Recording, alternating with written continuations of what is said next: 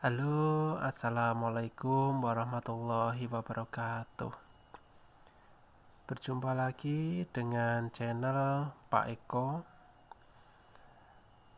Pada kesempatan kali ini kita akan belajar bersama Pak Eko tentang Kerajaan Kutai. Ada 3 submateri yang akan kita pelajari, yaitu tentang letak Kerajaan Kutai, sumber sejarah Kerajaan Kutai, dan silsilah raja Kerajaan Kutai. Yuk kita mulai dari yang pertama. Kita mulai dulu dari letak Kerajaan Kutai. Kerajaan Kutai terletak di daerah Muara Kaman, di tepi Sungai Mahakam, Kalimantan Timur.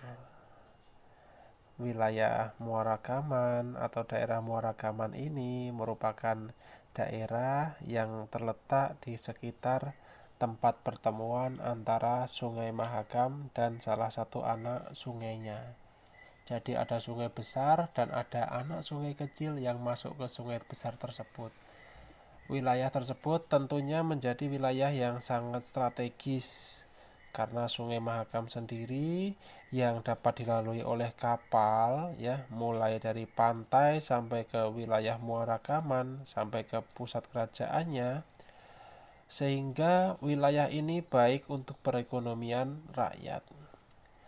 Wilayah yang berada di pinggir sungai besar dan antara pertemuan sungai kecil juga yang masuk ke wilayah tersebut itu artinya sangat mendukung untuk kegiatan ekonomi. Sungai kecil tersebut fungsinya adalah untuk membawa berbagai macam barang yang terletak di wilayah pedalaman. Bisa dibawa ke wilayah pantai dari pusat kerajaan tersebut, sehingga di situ nanti tinggal menunggu ada kapal besar lewat di sungai yang besar tersebut, sehingga wilayah tersebut sangat strategis, sangat maju untuk kepentingan ekonomi. Begitu. Itu merupakan letak Kerajaan Kutai. Jadi pusat Kerajaan Kutai ini sangat strategis.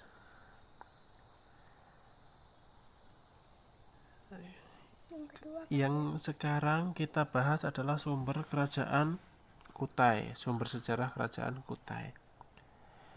Informasi mengenai Kerajaan Kutai ini bisa kita ketahui dari adanya yupa. Yupa itu merupakan tugu batu yang berfungsi sebagai tugu peringatan. Ada 7 yupa di Kerajaan Kutai. Semuanya berhuruf Palawa dan berbahasa Sanskerta. Yupa dikeluarkan pada masa pemerintahan Raja Mulawarman. Berdasarkan salah satu isi yupa, kita dapat mengetahui nama-nama raja yang memerintah Kerajaan Kutai, yaitu Kudungga, Asmawarman, dan Mulawarman.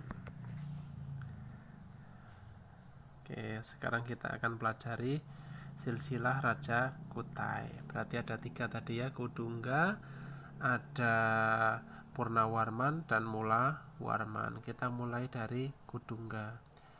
Kudungga ini merupakan pendiri Kerajaan Kutai. Pada masa Kudungga, agama Hindu sudah masuk.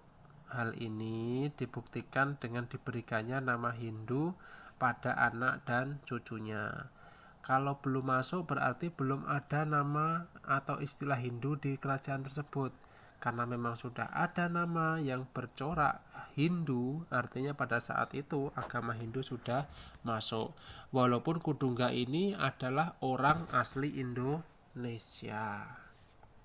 Ya. Akhiran Warman pada berbagai macam gelar ini sebenarnya mempunyai arti pakaian perang. Penambahan nama diberikan pada saat upacara penobatan raja secara Hindu.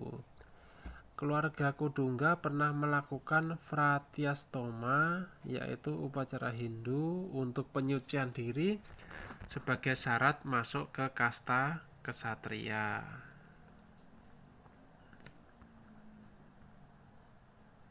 Oke, yang kedua Aswawarman.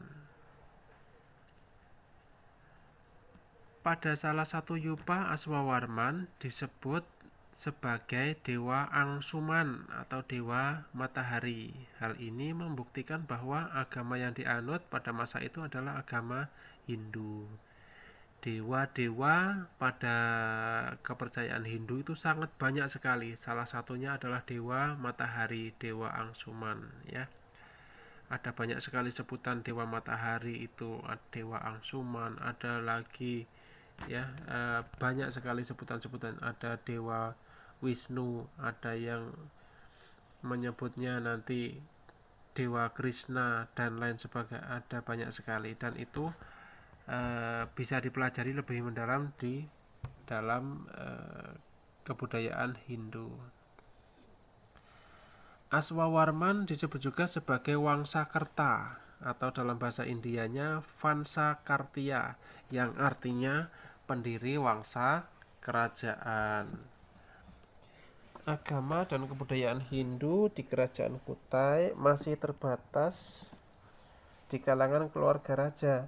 Sebagian rakyat masih menganut ajaran dari nenek moyang mereka, animisme. Mempercayai segala sesuatu, mempercayai roh yang selalu hidup di pepohonan, di tempat-tempat yang mereka anggap suci, ya, itu animisme.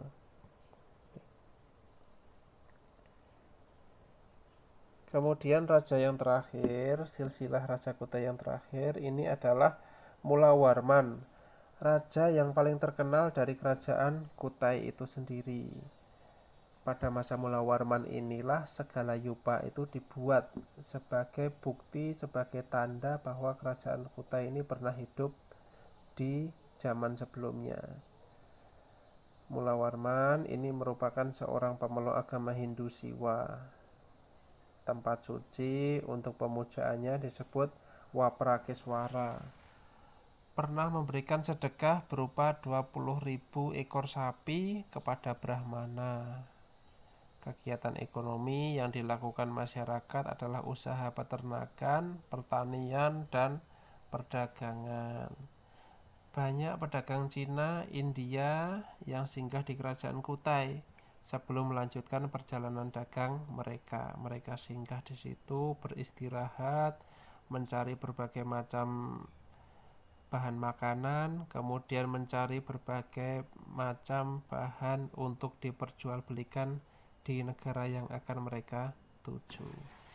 Karena wilayahnya strategis, pasti menjadi tempat singgah bagi para pedagang. Oke, itulah tadi pembahasan tentang kerajaan Kutai. Kita lihat dari 3 submateri. Yang pertama dari letak kerajaan Kutai itu sendiri, kemudian sumber sejarah dari kerajaan Kutai, dan juga silsilah raja dari kerajaan Kutai tersebut. Semoga bermanfaat. Mohon subscribe dan nyalakan notifikasinya. Kita bertemu lagi pada video berikutnya. Tentunya tetap belajar bersama Pak Eko. Saya akhiri dulu. Selamat pagi. Assalamualaikum warahmatullahi wabarakatuh.